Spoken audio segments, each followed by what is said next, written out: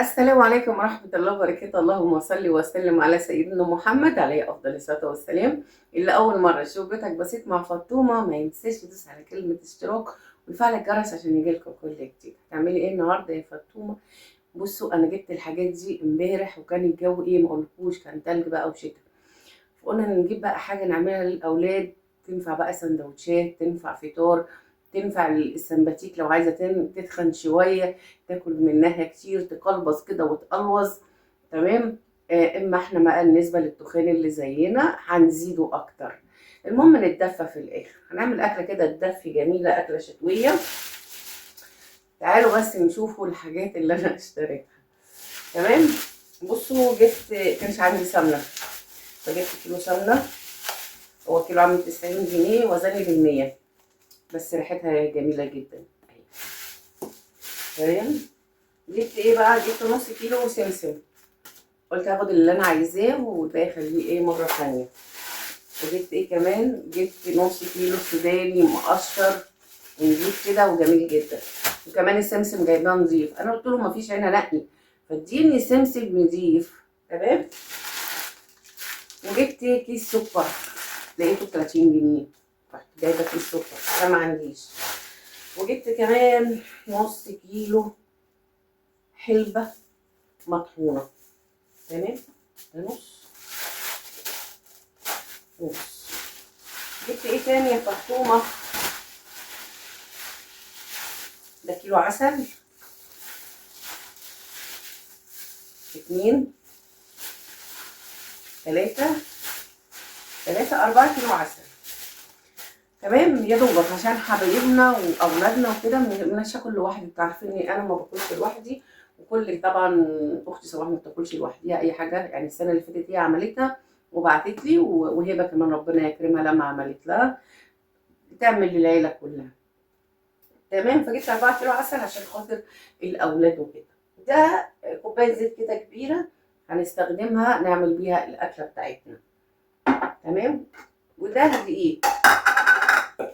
دي هنعمل ايه على الكيلو دقيق؟ حطي معلقتين دقيق، معلقتين على الكيلو. طبعا احنا هنعمل 4 كيلو، يبقى نحط كام معلقه يا بنات؟ ادي كده 1 2 3 4 5 6 7 8 معالق دقيق، ممكن نحط معلقه كمان مش مشكله.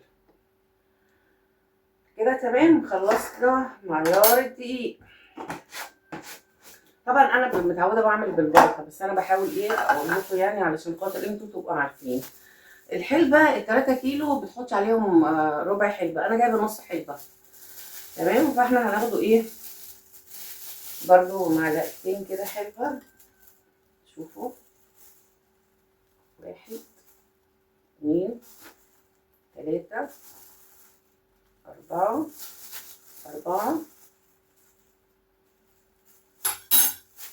5.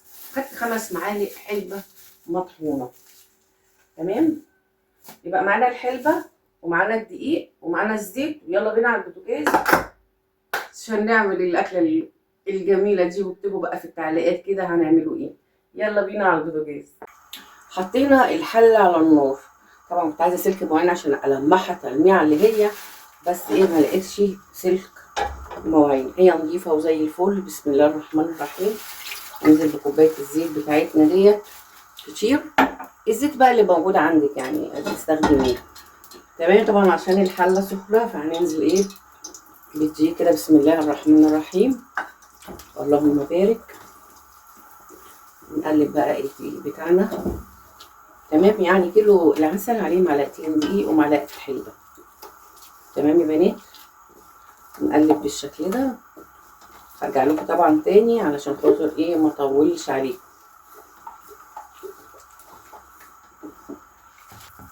بصوا الدقيق اول ما بقى يبقى كده ويا دوبك لونه بقى ايه، يا دوبك لونه زي ما انتم شايفينه اتغير كده. بسم الله الرحمن الرحيم. هنزل بالحلبه. تمام. نفضل بقى ايه نقلبها.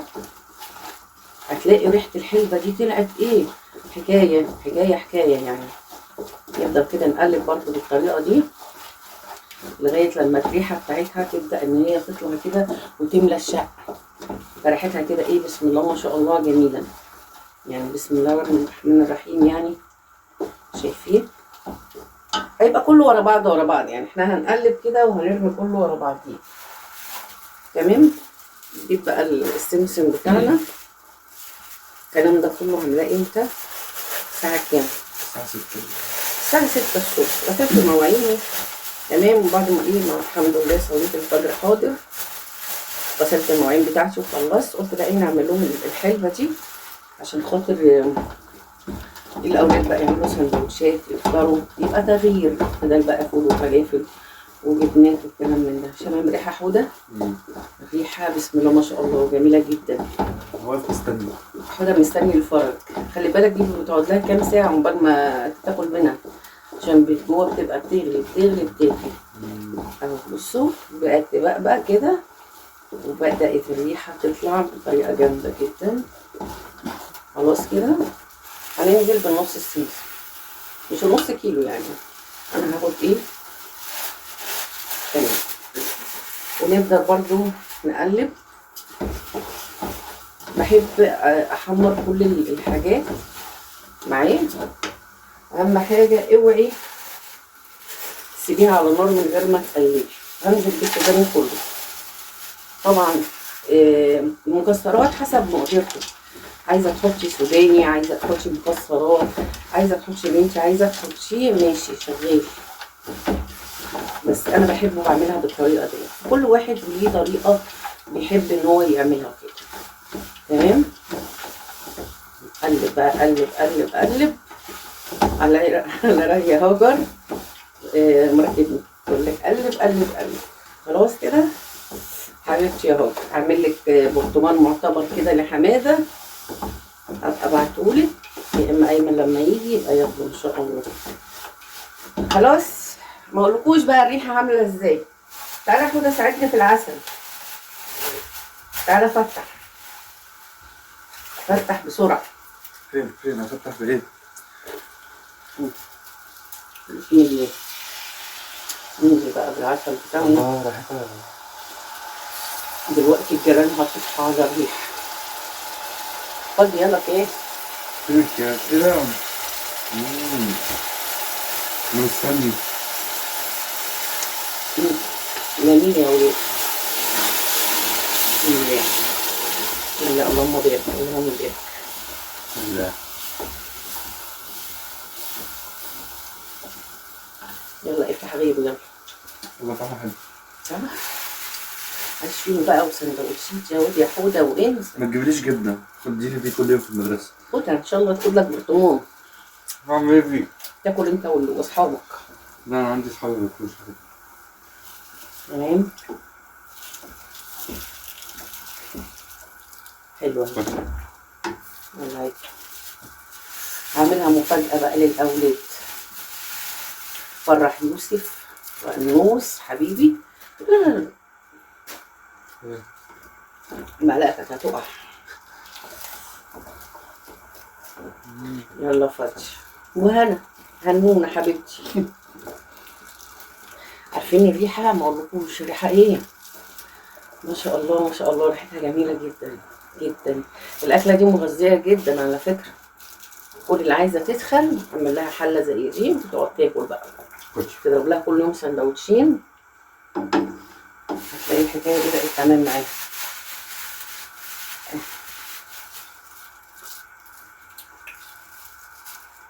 في تاني؟ لا. ليه؟ ليه خلاص كده؟ الحالة حلوة يعني، الواحد كان جاب تاني. يلا الحمد لله، بارك الله فيما رزق.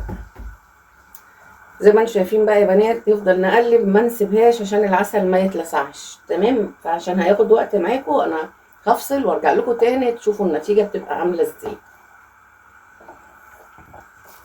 بصوا بقى هنحط شوية السمسم اللي هم فاضلين عادي يعني. لو حسيت ان هي عايزة مكسرات وحاجات هينفع هنحط بقية النص كيلو كده. كل ما يبقى فيها مكسرات وحاجات كتير بتبقى حلوة وبتبقى جميلة جدا. كده طبعا اللي عمال يقلب وشغال بقى تقليب. تمام كده. ربنا ينور علينا وعلى عليك يا حبيبي. واحدتين سوداني كده كانوا واقعين. انا جبت نص كيلو سوداني، يعني انت ممكن عايزه تجيبي اكتر تحطش اكتر.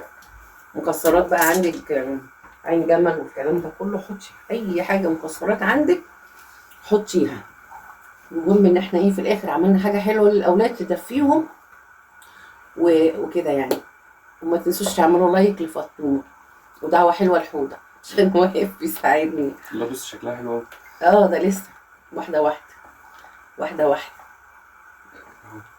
طيب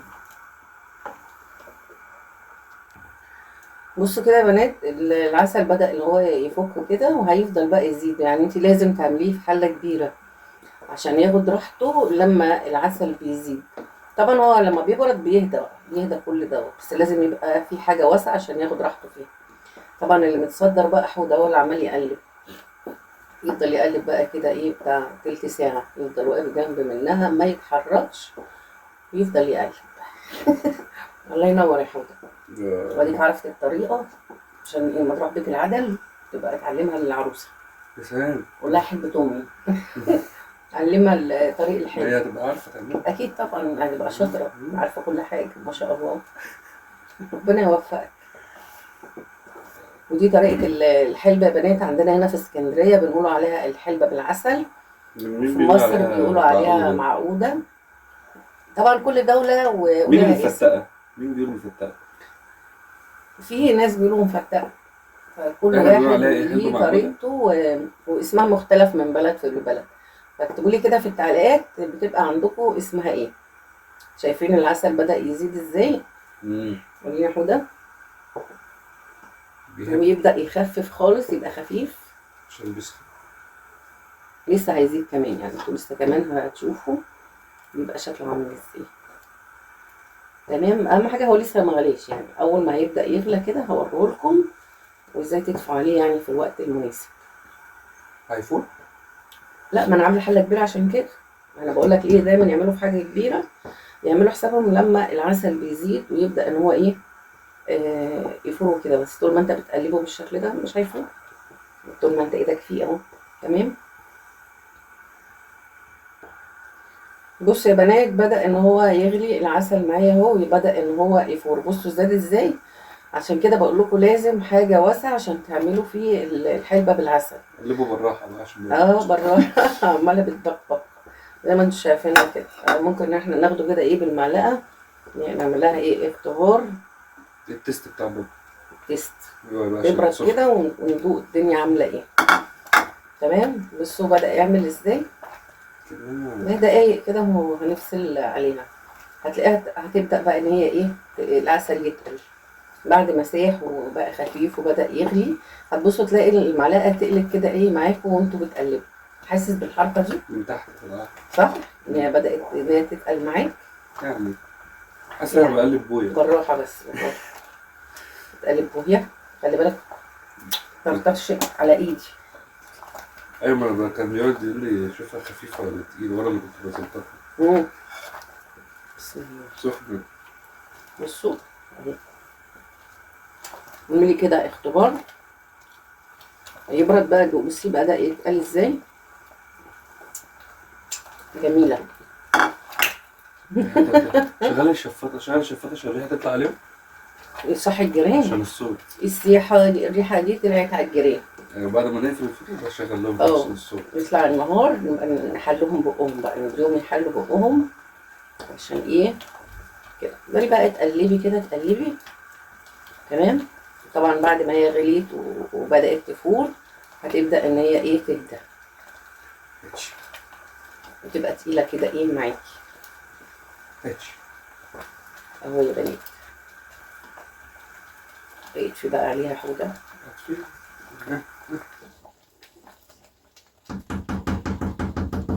هنكبش بس ده ونرجع لكم تاني بقى ونجيب العيش الفينو ونرجع ايه مع بعضينا، يعني لو هي هديت وكده. لو هي يعني قبل ما اروح الشغل، يعني لو فضلت سخنه وانا رايحه الشغل هسيبك انت بقى، يبقى اعمل السندوتشات وعيش حياتك ايه مع نفسك.